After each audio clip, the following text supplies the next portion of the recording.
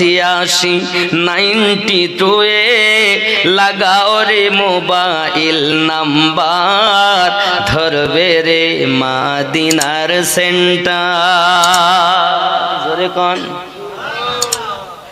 786 92 লাগাও রে mobile number, ধরবে রে মদিনার সেন্টার। নেটওয়ার্ক বিজি হয় না কভু, এমনই একটা ধরবে রে মদিনার সেন্টার। জোরে বলো 786 মানে বিসমিল্লাহির রহমানির রহিম। অনেকে বলে, আবার বলেন 786 মানে বিসমিল্লাহির রহমানির রহিম না। আর আপনি খাতা কলম নিয়ে বসেন, নাইলে মোবাইলে টোকেন। যদি 786 না হয় তা আমি হাত কেটে ধুয়ে যাব। 786 মানে বিসমিল্লাহির রহমানির রহিম। হিসাব করে দেব, এখানে বসে হিসাব করবেন, বাইরে গিয়ে নয়। 2 92 মানে 92, 92 মানে 92। আমাদের নবীর নাম হলো মুহাম্মদ সাল্লাল্লাহু আলাইহি সাল্লাম। কি নাম? মুহাম্মদ। মিম হা মিম দাল, দুটি মিম, একটি হা একটি দাল, ঠিক না ভুল? মিমের সংখ্যা আবজাদ হুয়াজ হুত্তির সংখ্যা অনুযায়ী মিমের সংখ্যা হলো 40। কত? তাহলে দুটো মিমে 80, হার সংখ্যা 8, 80 আর 8 88, দালের সংখ্যা 4, এই 92। তাই বলেছে আল্লাহ ও নবীর সঙ্গে সম্পর্ক করে ফোন লাগাও, কাজ লাগবে। এমন একটি নেটওয়ার্ক কখনো বিজি হয় না। আপনি দুনিয়ায় ফোন করতে যান, अभी नेटवर्क बिजी है, कृपा कुछ देर बाद दोबारा कोशिश करें, বলবে না? কিন্তু এই নেটওয়ার্ক এমন নয় যে আপনার মিস হবে। আপনি যদি নিজে ঠিক হতে পারেন তা আপনি যখনই কল করবেন তখনই ফোন লেগে যাবে। জোরে বলেন। তা আমাদেরকে ভালো হতে হবে, কি বলেন? শুধু তো আমি জীবনী চাইলে একজনের ধরে নিতে পারি, যে কোনো পীরের, যে কোনো গৌসের, যে কোনো কুতুবের, কিন্তু জীবনী শুনে লাভ কি? আমাদের কি উপকার হলো? আপনার কল, এখন আমরা কলেমা পড়ি লা ইলাহা ইল্লাল্লাহু মুহাম্মাদুর রাসূলুল্লাহ সাল্লাল্লাহু আলাইহি ওয়াসাল্লাম। এখন আপনি আমার দিকে দেখুন, আমার দিকে তাকান। লা নাভির নিচে নাফসে আম্মারা বসবাস করে, নাভির নিচে লা মানে নেই, ই লা হা নেই কোনো ইবাদতের মালিক, নেই কোনো আল্লাহ ছাড়া কোনো মাবুদ নাই। কথা বুঝলেন? এখন এবার আসেন, লা ইলাহা নেই কোনো মাবুদ, 4টি জায়গায় বললাম। কিসে বলেছি? লতিফায়ে সির, লতিফ নাফসে আম্মারা, লতিফায়ে সির, লতিফায়ে খফি, লতিফায়ে আকফা, 4টে সেন্টারে লা ইলাহা নেই কোনো মাবুদ। কোন মৌলবি বলেছে আপনাদের আজ পর্যন্ত? বলিনি, শুনে যান। আজ এই 4টি জায়গাতে আপনি বুঝবেন নেই কোন মাবুদ। এর পরের শব্দ হলো ইল্লাল্লাহ, ইল্লাল্লাহ আল্লাহ ছাড়া। কলব, বাম স্তনে 2 আঙ্গুল নিচে কলব, ডান স্তনে 2 আঙ্গুল নিচে রুহু। কলব এবং রুহুতে আল্লাহ বসবাস করবে যার, সেই হবে আল্লাহওয়ালা। বলে আমার সোনা মানিক, জবানে তুমি আল্লাহ আল্লাহ বলো, আল্লাহকে তুমি পাও না, আল্লাহ আল্লাহ করো, আল্লাহকে তুমি পাও না কেন বুঝি না। সোনা মানিক, আল্লাহ পাওয়া যাবে যদি প্রকৃত তোমার কলবে আল্লাহ থাকে। তুমি মুখে আল্লাহ বলো, দেহ আল্লাহ বলে না, কলব আল্লাহ বলে না, রূহ আল্লাহ বলে না, তোমার লোমকূপ সব আল্লাহ আল্লাহ বলবে, তবেই তুমি আল্লাহওয়ালা হবে। তার আগে সব ডুপ্লিকেট হয়ে যাবে। এখন বাবাজি, যদি তুমি আল্লাহওয়ালা হতে চাও, আল্লাহওয়ালাদের সঙ্গে নিয়ে নাও। যেমন কুত্তা নিয়েছে, কোরআনে সে স্থান পেয়ে গেছে, আমরাও আল্লাহওয়ালাদের সঙ্গ নেব, আল্লাহর দয়া জান্নাতে যাব। কথা কি বুঝতেন বন্ধুরে আমার? তাই গজলে বলা আমার গৌসওয়াহারি রহমাতুল্লাহ আলাইহি বলেন, তুমি নিজে আগে ভালো হলে ওগো দুনিয়া হবে ভালো। ওগো নিজে মন্দ কর্ম করে পরকে কেন মন্দ বলো, ওগো দুনিয়া হবে ভালো। নিজে ভালো হবার তরে চলো না মন মুর্শিদের দ্বারে। যুগের কদম জড়িয়ে ধরো অথম আমিনুদ্দিনকে দেখো এসে দুনিয়ায়। আমরা সকল জীবের শ্রেষ্ঠ জীব মানুষ। কি গো, আমরা কি মানুষ। আমাকে আপনারা চিনেছেন আমিনুদ্দিন, কি বলে চিনেছেন? আমিনুদ্দিন। আমিনুদ্দিন কই গো? এ দুটি হাত, দুটি চোখ, দুটি কান, এটা মাথা, দুটো ঠোঁট, জিভ, দাঁত, আলজিভ, গলা, বুক, পেট, পিঠ, টাং। আমিনুদ্দিন কই? যেদিন তুমি তোমাকে চিনবে সেদিন তুমি নবী দেখবে। যুবকরে আমার নবী দেখা তো সহজ নয়। হে সোনা মানিকেরা, আবার সত্যি আপনার ভিতরের কাম ক্রোধ লোভ মোহ মৎসর্যকে বিলীন করে দেন বাবা। তারপরে আল্লাহর ধ্যানে তুমি চলে যাও। যখন তুমি আল্লাহর ধ্যানে চলে যাবে তখন তোমার ভিতরে আল্লাহ বসবাস করবে, তোমার কলবে আল্লাহ বসবাস করবে। আল্লাহ ছাড়া কিছু বুঝবে না যে আল্লাহ এত দয়ালু। তুমি আল্লাহকে ডাকলেও সে খেতে দেয়, না ডাকলেও সে খেতে দেয়। যে আল্লাহ এত দয়াবান, তুমি তার ইবাদত করো না তাও তোমাকে ঘুম পাড়িয়ে রেখেছি। যে আল্লাহর ইবাদত তুমি করো না সে আল্লাহ তোমাকে খাইয়ে হজম ঠিক মতো করায়, পায়খানাও করো পেশাও করো। নাফরমান বান্দা আল্লাহরে চিনলি না, নবীরে চিনলি না, কিসে তুমি শ্রেষ্ঠ হয়েছো বলো? কিসে শ্রেষ্ঠ? খালি ইনকাম করবো, খাবো আর মরে যাবো, এর নাম জীবন? তুমি যেমন বাচ্চা দাও, কুকুর পশুরাও বাচ্চা দেয়, দেয় না? ওরাও তো খায়, ওরাও তো ঘুমায়, ওরাও তো বাচ্চা দান করে। তুমি কি মনে করেছো এর নাম জীবন? না না, নিজের ভিতরে যে আমি আছি, বাড়ি কে করেছে আমি, গাড়ি কে কিনেছে আমি, জমি কে কিনেছে আমি, তা আমি কই? মুখে বলো আমি আমি, ভাবলে না মন কোথায় তুমি রে। আমিও তুমি আবাস ভূমি, আমিও তুমি আবাস ভূমি, জানো না কোন জায়গাটি হয়। আমি তুমির দাও গো পরিচয়। আল্লাহুম্মা সাল্লি আলা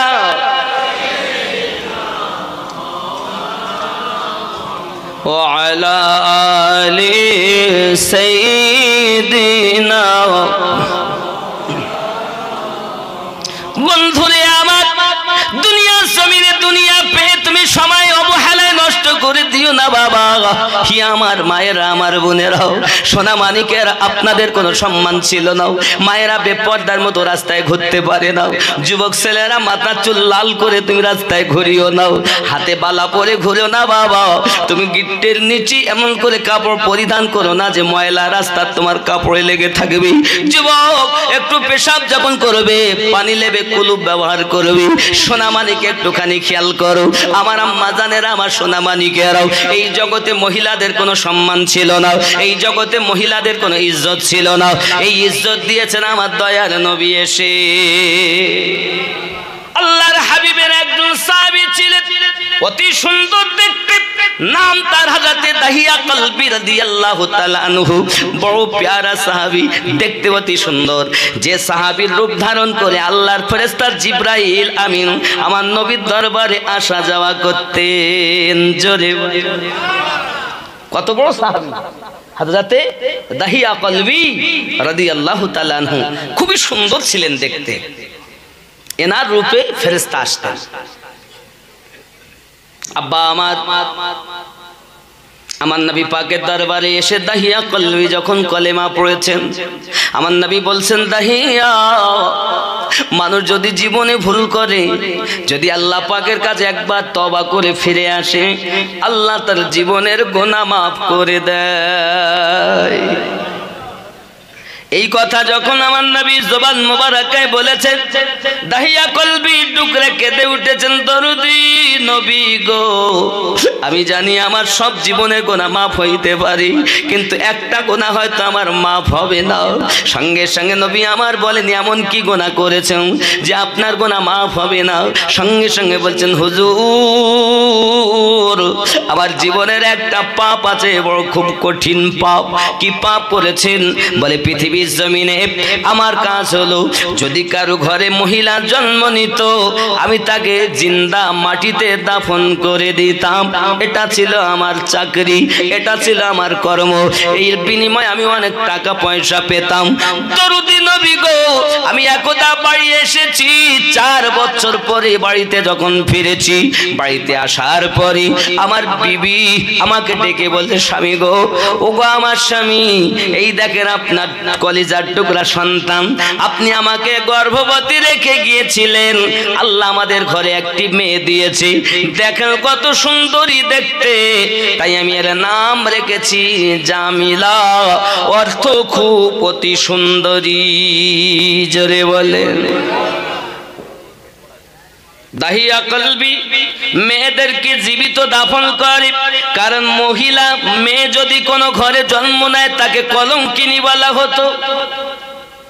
আমার মা খালা যারা এখন বিউটি পার্লারে যাইয়া ভুরু উঠিয়ে, মুখ দেখিয়ে, পেট বার করে, পিঠ বার করে, ছোট্ট পোশাক পরে, টাইট পোশাক পরে রাস্তায় ঘোরাফেরা করতেছে আমার জননী মায়েরাও, আমি আপনাদের জন্য অনুরোধ করব, মা, আল্লাহ পাক আল্লাহ তাআলা পৃথিবীর জমিনে বলেছেন, একটু নারীরা পর্দার ভিতরে থাকবে। আমার সোনামানিকেরাও, আপনাদের মতো মায়ের পেট থেকে গৌসে আজম দুনিয়ায় জন্ম নিয়েছেন, আপনারই মতো মায়ের পেট থেকে খাজা গরিব নওয়াজ দুনিয়ায় জন্ম নিয়েছেন, আপনারই মতো মায়ের পেট থেকে খাজা বাহাউদ্দিন নকশবন্দি দুনিয়াতে এসেছেন, আপনারই মতো একজন মায়ের পেট থেকে হযরতে মুজাদ্দিদ আল ফেসানি হুজুর দুনিয়ায় আগমন করেছেন, আপনারই মতো একজন মায়ের পেট থেকে খাজা শাহাবুদ্দিন সোহরাওয়ার্দী দুনিয়ার জমিনে আগমন করেছেন। আপনারা মায়ের জাত, মা হয়ে জীবন যাপন করবেন, যেন নায়িকা হবেন না। শুটিং শাটিং ফিটিং, কাঁধে মেরেছে সেফটি পিনার হুকি, ঘাড়ে ঝুলিয়েছে থেনাচিকা একটি ছোট ব্যাগ। হে যুবকেরা, ঘুরে ঘুরে আমার দিকে দেখ, লাম খালি মিম খালি নুনের পেটে এক নোক্তা, পেট খালি পিঠ খালি মাথা খালি কপালেতে এক নোক্তা। আছে না নাই? আমার জননী মা, জিন্দেগিতে আপনাদের সঙ্গে আমার আর দেখা হবে কিনা জানি না, তবে সঠিক পথ আপনি নামাজি বলেছেন, ইহদিনাস সিরাতাল মুস্তাকিম সিরাতাল্লাযিনা আন'আমতা আলাইহিম। আয় আল্লাহ, আমাদিগকে সোজা সরল সঠিক পথে পরিচালিত করো, যাদেরকে তুমি পুরস্কৃত করেছো। ও সোনামানিকেরা, একটুখানি ভালো করে মাথায় রাখুন, পুরস্কার যাদের প্রতি আল্লাহ প্রিয় হলো তারা। সোনামানিকেরা, পৃথিবীর জমিনে ইয়ং ছেলে হাতে সুতো বাঁধে নইলে বালা পরে, দেখবেন যখন রাস্তাতে চলে হু হা করে যায়। ওরে আমার সোনা মানিক, রাস্তায় যদি তার পেটের ভিতরে বলে ইনকিলাব জিন্দাবাদ, আমাদের হুকুম মানতে হবে, আমাদেরকে বার করতে হবে, রাস্তায় দাঁড়িয়ে চেন টেনে শুরু হয়ে গেল পেশাব করা, একবারও পানি নিল না বাবা। কুত্তা এক পেশাব করে, এক টাং উঁচু করে পেশাব করে, তুমি মানুষের বাচ্চা হয়ে নিজের দেহ বাঁচাতে পারো না। চিন্তা করে দেখো তুমি কেমন বাচ্চা হয়েছ। কুত্তা পেশাব করে তো পা উঁচু করে পেশাব করে, আর তুমি শ্রেষ্ঠ জীব মানুষ হয়ে পেশাব করো, তো দেহ বাঁচাতে পারো না। আমার বন্ধু সোনা মানিক, আমার কথা রাগ হচ্ছে না অনেকে? কিচ্ছু করার নেই বাবা, কিচ্ছু করার নেই। এই পৃথিবীর জমিনে হয়তো জীবন জীবনের শেষ জালসা আমরা শুনি বা করি বাবা, আর হয়তো দেখা হবে না। হযরতে দাহিয়া কলবি রাদিয়াল্লাহু তাআলা আনহু কান্না করছেন আর বলছেন, হুজুর আমি এমনি করে অনেক মেয়েকে আপনার দাফন করেছি হুজুর, 71টা দাফন করেছি হুজুর গো। এখন আমি যখন বাড়ি এসেছি, বাড়িতে যখন আমি শুয়েছিলাম, এ বাচ্চা তোরা বস, তোদের জন্য ওয়াজ করব। একটা 4 বছরে আমার নবীর আশিকের একটা ছোট বাচ্চার কথা ওয়াজ করব বাবা। তবে আমি দাহিয়া কলবির কথা একটু বলে নেই, বাচ্চারা বসো, বাচ্চারা আমার নবীর আশিক হয়েছে জগতে। সোনা মানিক আমার পৃথিবীর জমিনে হযরত দাহিয়া কলবি রাদিয়াল্লাহু তাআলা আনহু এমনি করে কাঁদেন, হুজুর আমি রাতের বেলাতে যখন শুয়েছি, একদিকে আমার বিবি, একদিকে আমি, মাঝখানে ওই জামিলা আমার শুয়ে পড়েছি। একবার আমার গলা চাপিয়ে ধরে আর মুখে চুম্বু দেয় আর আব্বু আব্বু করে, একবার তার মায়ের দিকে যাই, মাকে ওরকম গলা জড়িয়ে ধরে আর আপনার কিনা আম্মু আম্মু করে। আমাকে শুধু বারবার বলে, আব্বু গো এতদিন আপনি কোথায় ছিলেন? আমি তো অনেক দিন ধরে আপনার জন্য কাঁদি। আব্বু এতদিন আপনি কোথায় ছিলেন? ওগো নবী, এমনি করে যখন আমার কাছে মেয়েটা আমার কাছে এসে আব্বু আব্বু করি, আমার ব্রেনে তখন এসে নাফসে আম্মারা আমাকে ধোঁকা দেয়, খবিস আমাকে ধোঁকা দেয়, মিন শাদ্দিল ওয়াসওয়াসিল খান্নাস, খান্নাস আমাকে ধোঁকা দেয়। হে দাহিয়া কলবি, কত মেয়েকে তুই দাফন করলি, আর তোর মেয়েটাকে তুই কেন রেখে দিলি? তুই একেও দাফন, একেও পুঁতে আয়, একেও পুঁতে আয়। বলে রাত চলে গেল নবী গো আমার, আমি আমার বিবিকে বললাম, বিবি খাওয়া দাওয়া করিয়ে দাও, আমি আমার মেয়েকে নিয়ে বেড়াতে যাব। আমি আমার বিবির কাছ থেকে মেয়েটাকে খাইয়ে দেই, সুন্দর পোশাক পরিয়ে নিয়ে গেলাম। ফাঁকা মরুভূমি ময়দানে নিয়ে আমি একটু বালু সরিয়ে গর্ত করতে লাগলাম। আমার দাড়িতে যখন আপনার কিনা বালি লাগে, ধুলা লাগে, আমার মেয়ে জামিলা ছুটে ছুটে আসে, এসে আমার দাড়ির ধুলাগুলো মুছে দেয় আর আমাকে বলে, আব্বু কষ্ট করতে হবে না, এমন করে আপনি কেন মাটি বালু সরাচ্ছেন? চলেন আব্বু বাড়িতে যাই। কি করতেছেন? এটা কিসের জায়গা করতেছেন? বারবার বলে, মাগো তুমি একটু দূরে গিয়ে খেলা করো, একটু পরে বুঝতে পারবে আমি কি করতেছি। সোনা মানিক আমার, মেয়েরা বেশি তার বাপকে ভালোবাসে, বাসে না? আপনার 4টি পুত্র হয়েছে, কেউ আপনার খোঁজ নেবে না আপনি কেমন আছেন, কিন্তু মেয়ে আপনার খোঁজ নেবে রে বাবা।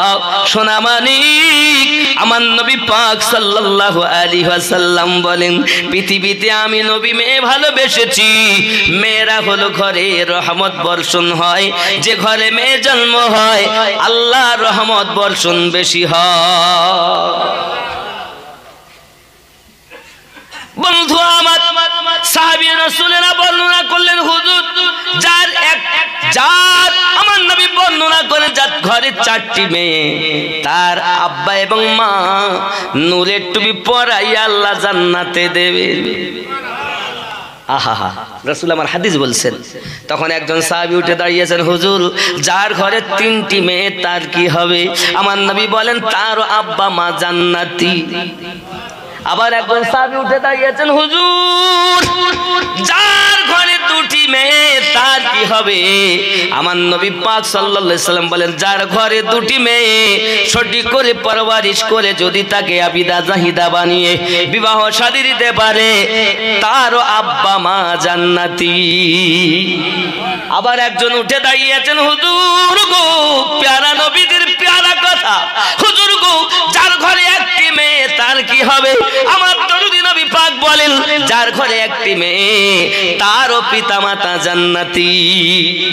আবার একজন সাহাবী রাসূল উঠে দাঁড়িয়েছেন, হুজুর গো যার ঘরে একটাও মেয়ে নাই তার উপায় কি হবে?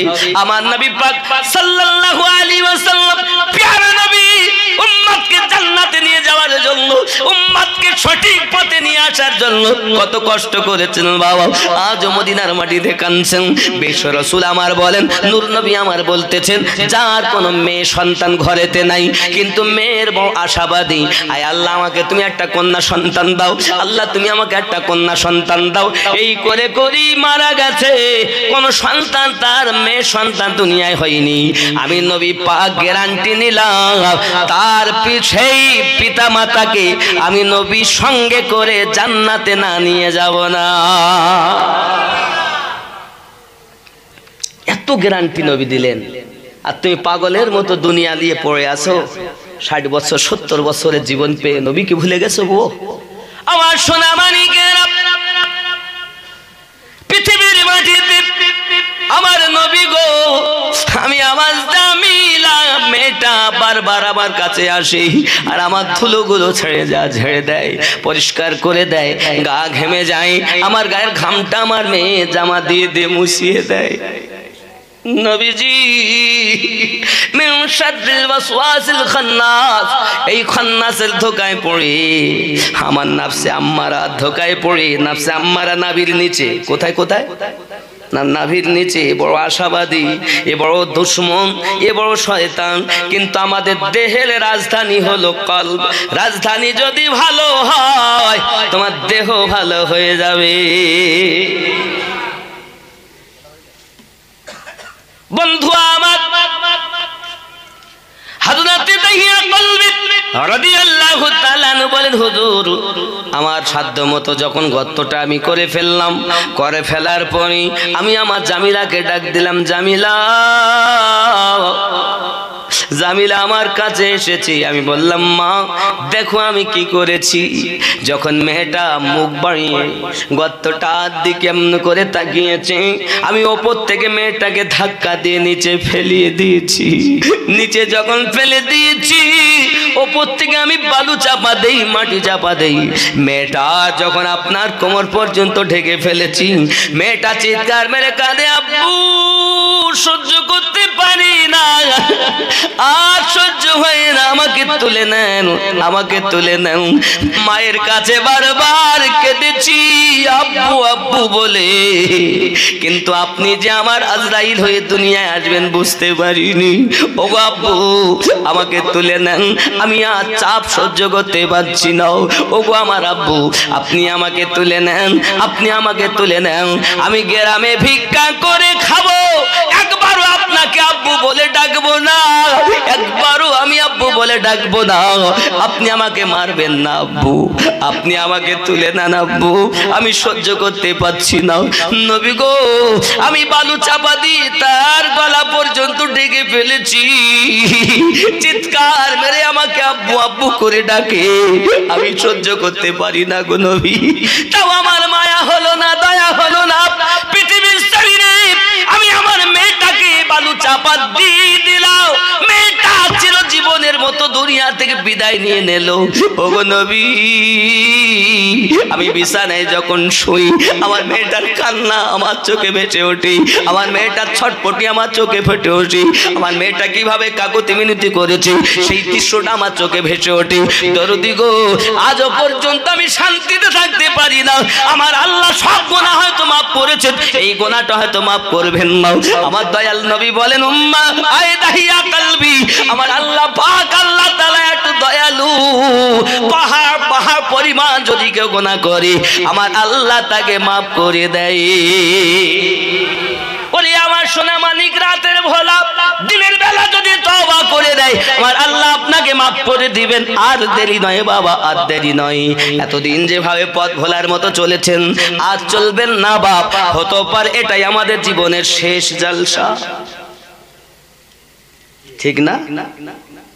এটাই আমাদের জীবনে, আর কে থাকবে কে থাকবে না জানি না। নিজেকে জিন্দা করুন, নিজের নাফসগুলো জিন্দা করুন, নিজে আল্লাহর পথে চলে আসুন।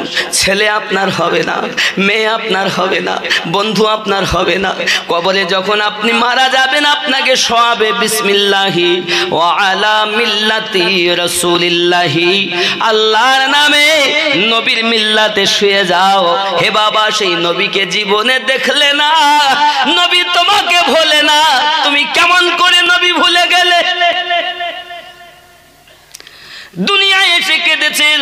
এজন্য তো বলা হয় ওগো মন যদি দিতে হয় নবীকে দিও, ভালো যদি বাসতে হয় নবীকে বাসো।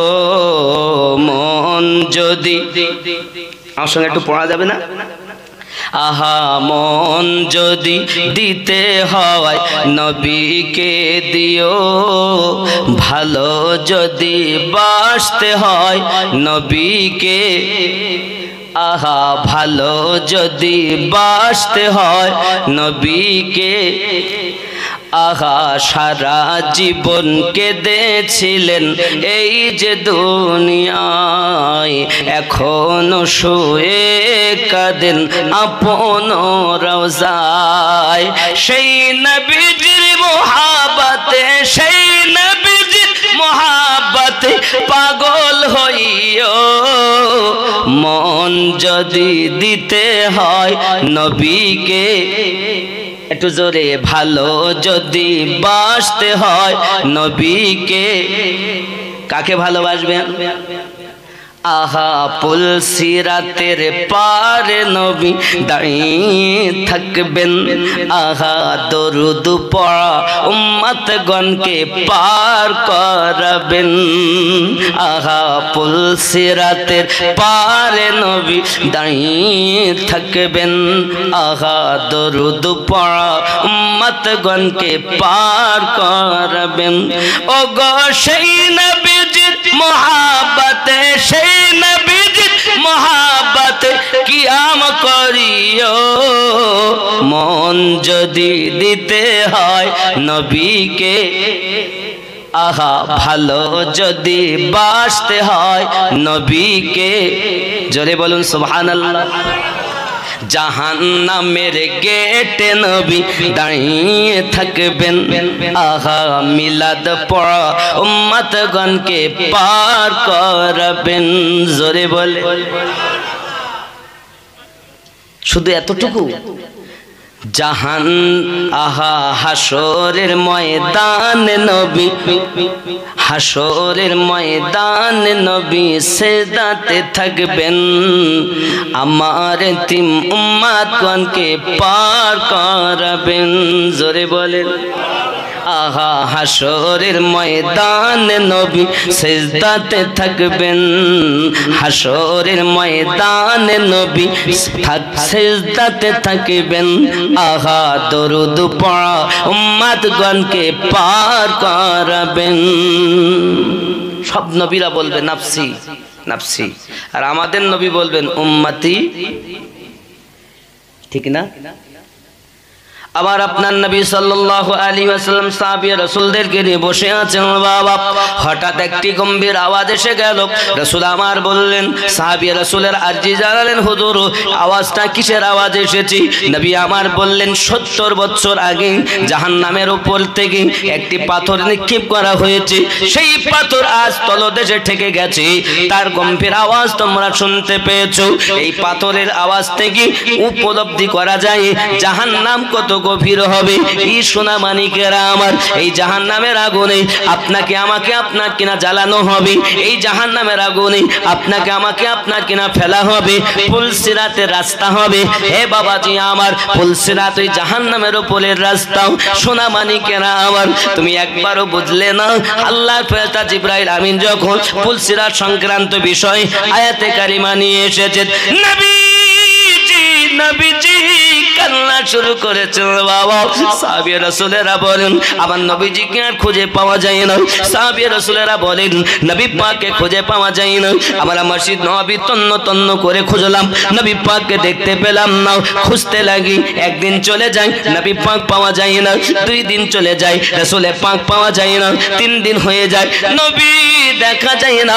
আমার রাসূলে পাকের প্রিয় সাহাবী হযরতে আপনার আবু হুরায়রা রাদিয়াল্লাহু তাআলা বলেন, আমি ছুটে ছুটে যখন ময়দানের দিকে গেলাম, রাখালদের কাছে জিজ্ঞাসা করি, ওগো রাখাল দালালের দল, তোমরা কি বলতে পারবে নাকি কালি কামলিওয়ালা আমার নবী কামলিওয়ালা আহমদে মুজতাবা মুহাম্মদুর রাসূলুল্লাহ সাল্লাল্লাহু আলাইহি ওয়াসাল্লাম কি আপনার কি কখনো দেখেছেন, কোথাও কি দেখেছেন বলতে পারবেন নাকি? সবাই একটাই কথা বলে নবী তো আমরা চিনি না, নবী কথা পরিচয় দিতে পারবো না।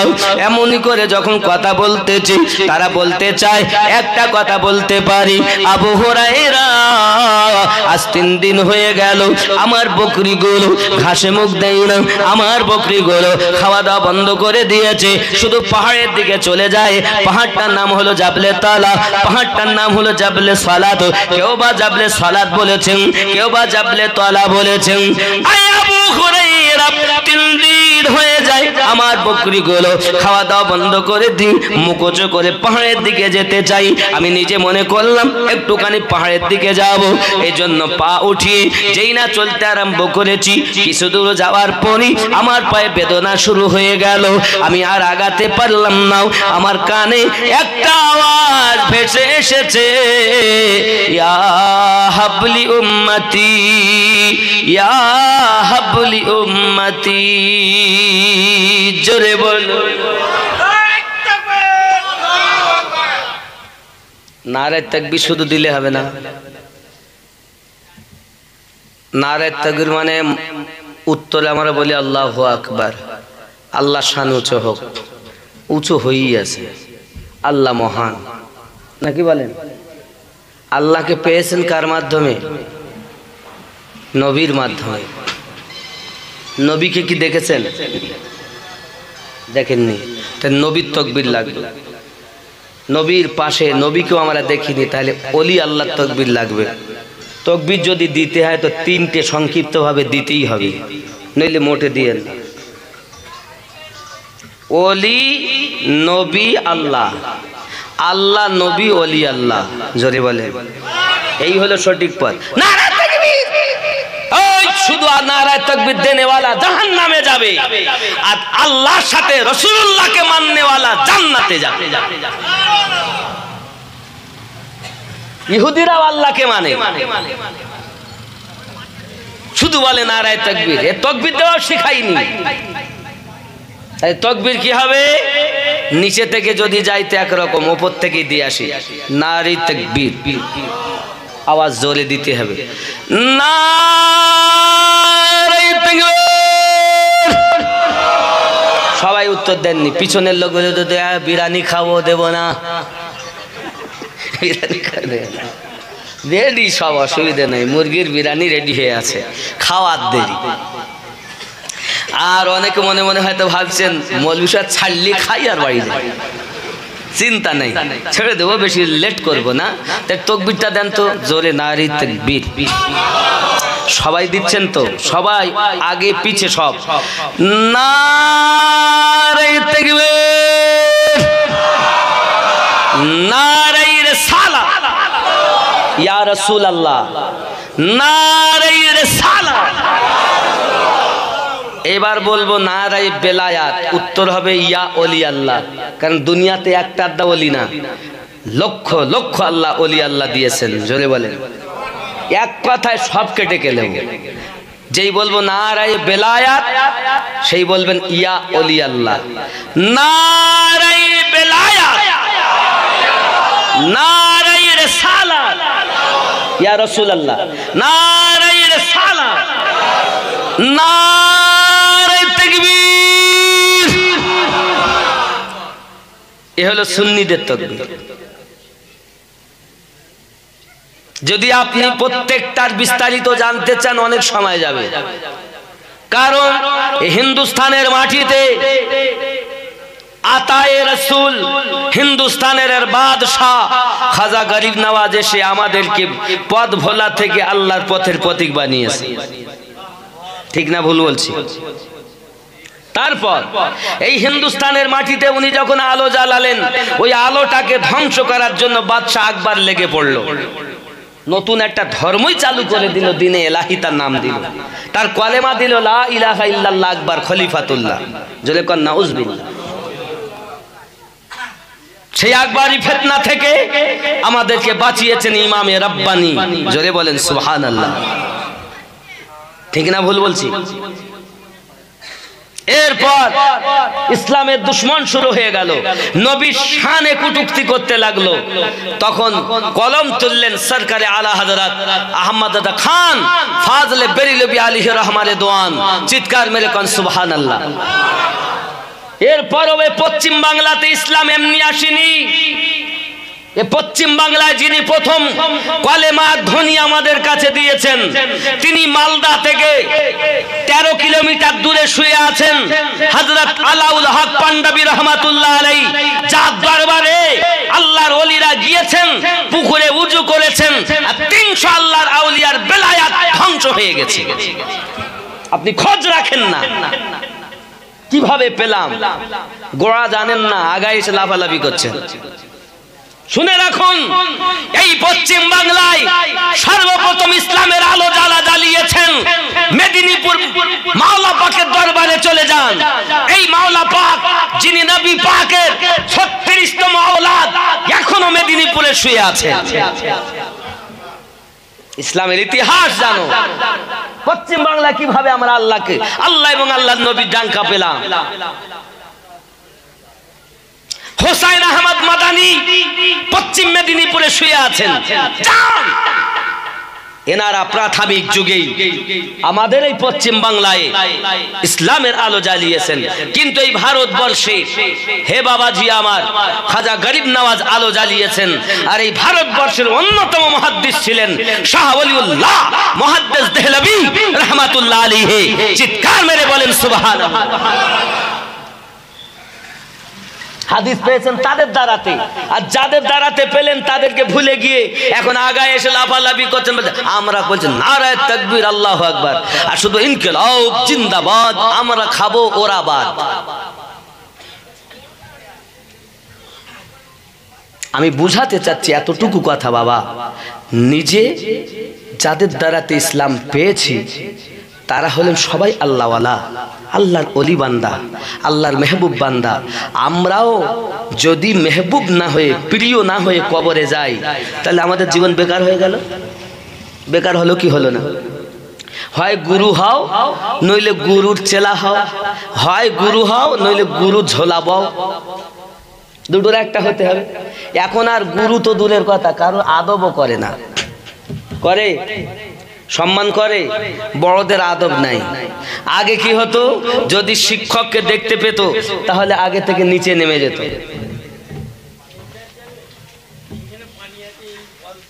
কি বুঝলেন? সম্মান করতো। হাজী সাহেবকে দেখলে সম্মান, মৌলভী সাহেবকে দেখলে সম্মান, বড়দেরকে দেখলে সম্মান। আর এখন যদি রাস্তাতে মৌলভী যায় তো বিটি ছেলে সে ঠেলা মেরে আরো ফেলে দিয়ে যায়। আর আগে কি হতো, একটা যদি দাড়িওয়ালা লোক দেখতো, নামাজি লোক দেখতে পেত, তো মায়েরা যে দেখতে পাওয়ারে সঙ্গে সঙ্গে রাস্তার এক কোনায় দাঁড়িয়ে যেত, মাথায় কাপড়টা ঠিক ঢেলে দিয়ে।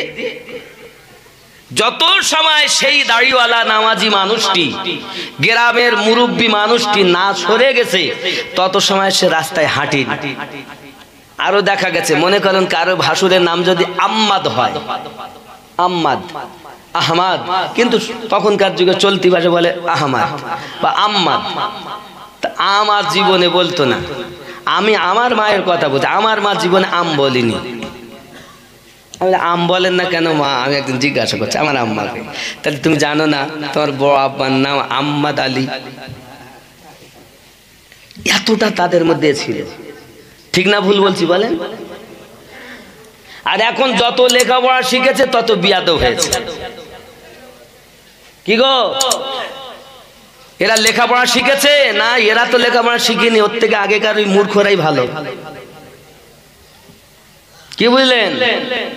আগে যদি শিক্ষক দেখতো, স্কুলের মাস্টার দেখতো, তার সঙ্গে সঙ্গে মাস্টারকে দেখে সাইকেল থেকে নেমে যেত, নেমে গিয়ে দাঁড়িয়ে থাকতো, হয়তো হইলে তো একটু সালাম দিত, আসসালামু আলাইকুম।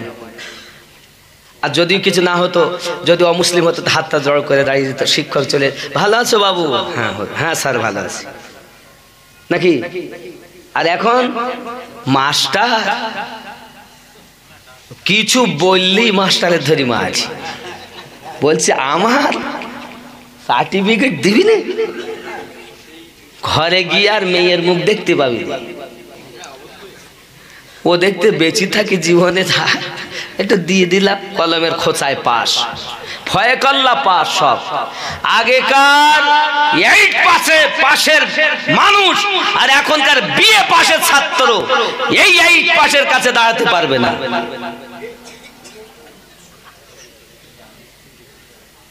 ঠিক বলছি না ভুল বলছি? খাওয়াও ভালো, আগে খাওয়া ছিল না, আটা ভুট্টা মাজলো জব। বাবা এত কষ্ট করেছেন আমার দাদারা আমার আব্বারা, লোকের বাড়ি জন খেটেছেন। এমন কি জমিদারের বাড়ি যেতেন তো ফ্যান, ভাত রান্নার পরে কি ওকে ফ্যান বলে, তো ফ্যান বোঝেন তো না? মার বলেন। ভাত পাশানোর পরে ফ্যান ফ্যান। 1 দিন দিয়েছেন, 2 দিন দিয়েছেন, 3 দিন দিয়েছেন, 4 দিন বলছে আমার গরুরা কি খাবে যদি তোমাদের দেইনি। হে বাবা, দড়ি লাগানো প্যান্ট 5 কিলোমিটার হেঁটে হেঁটে গে প্যান্টে, শুধু প্যান্ট, ছোট দড়ি লাগানো প্যান্ট, ছোট হাঁটুর উপরে তালি মেরে মেরে পরাতেন আমার দাদি জানেরা, আমার নানি জানেরা। আর এখন যত খাচ্ছ আর কুদুমি করে ঘুরতেছ, তোমাদের থেকে তোমার পূর্বপুরুষের ঈমান মজবুত ছিল। কথাই বলেন। আচ্ছা, আগেকার মানুষ ভালো ছিল না এখনকার মানুষ ভালো? আগেকার মৌলবীরা ভালো ছিল না এখনকার মৌলবীরা ভালো? আর বলছেন আগেকার মানুষের বেলায় বল দিলেন আর মৌলবীর বেলায় বলছেন না, যে কি বলবেন তার ঠিক নেই। কার গার উপরে গেল দেখার দরকার নেই, হক বলতেই হবে, ঠিক কিনা? আগেকার মৌলবী ভালো না এখনকার মৌলবী ভালো? আগেকার মৌলবীরা ভালো। এবার আপনি হয়তো বলেন হুজুর আগেকার মৌলবী যে কোরআন শরীফ পড়তে পারতো না। যেমন দেখবেন আগেকার মৌলবীরা আমাদের ইমাম সাহেবেরা কি পড়তেন? আলহামদুলিল্লাহি রাব্বিল আলামিন আর রহমানির রহিম মালিকি ইয়াউমিদ্দিন। আর এখন কি পড়ছে? আলহামদুলিল্লাহি রাব্বিল আলামিন। শুনতে ভালো লাগছে না? মসজিদ ছিল কাঁচা আর এখনকার মসজিদ এসি, ঢুকলে আর হতে ইচ্ছা হয় না। আর আগে নামাজ পড়তে যেত তো পানি পড়তো, তাও তারা বেরোতো না, এত ঈমান মজবুত ছিল। ঠিক না বাবা? বাবা আগেকার মৌলবীরা একটা ডাব হলে আগে ইমাম সাহেবকে দিত, হুজুর একটু খাবেন দোয়া করবেন। পিপে হলে হুজুর একটু খাবেন, আগে ডিম হলে হুজুর একটু খাবেন দোয়া করবেন। আর এখন বলতে বলে খাওয়াস নিয়ে কমিয়ে যাবে। ঠিক না বল বলতে? কোনো বাচ্চা যদি শরীর খারাপ হতো তার মসজিদের লাইন লেগে যেত, কি খবর হুজুর একটু ফু দিয়ে দেন, আমরা গরিব মানুষ কোথায় ডাক্তার বাড়ি নিয়ে যাব। তা হুজুরের বলে কেরাত ভালো না, এত সুন্দর করে